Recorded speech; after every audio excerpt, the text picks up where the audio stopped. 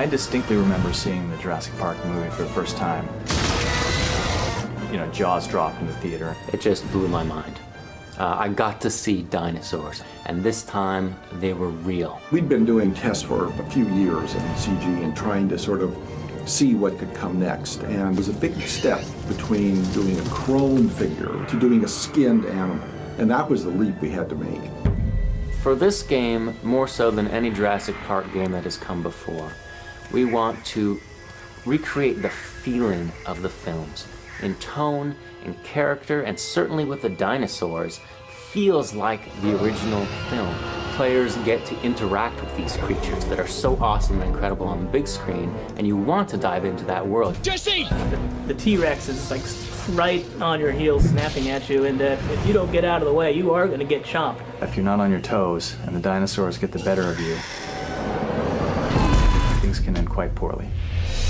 We reached out to paleontologist Kevin Padian to essentially lecture the Jurassic Park team about some of the modern thinking on dinosaurs, what some of the new science tells us. So we didn't want to make up things that just really didn't fit the science at all. We took all this information and we still felt that it was important to keep true to the movie. In general, we like to approach our dinosaurs as animals.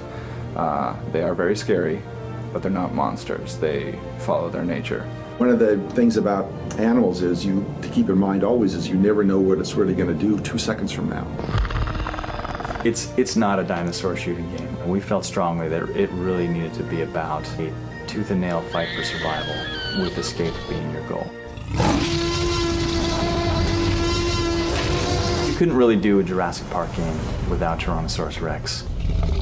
You have to know the rules that the film set up, which is, you know, if you don't move, the T-Rex can't see you. Of course we're going to see velociraptors. Those are the smart guys. They're the ones that are always thinking about how they're going to get you next. They're clever girls, very clever girls. Now there is a new threat in the park, a new dinosaur that nobody's ever seen before. The new dinosaur that we're introducing to Jurassic Park is one of the most fascinating dinosaurs in the fossil record. It's a nocturnal hunter. It hides in the shadows. So the jungles are even scarier, kind of knowing that there's something out there that's stalking you, kind of waiting for just the right moment to come in and attack. When you're first bitten, the poison rapidly results in disorientation, confusion, and hallucinations. This paralytic venom doesn't outright kill you.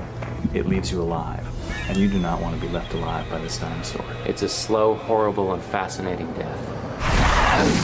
We're being a little cagey with the details because characters in the game spend some time putting together those details as well. So you'll have to take a look at the game to see how it all pans out. We have this island full of extremely energetic beasts who are now freed from their cages. I don't know if it's a wonderful place to be, but it's a wonderful place to imagine, and a thrilling place for us to put players.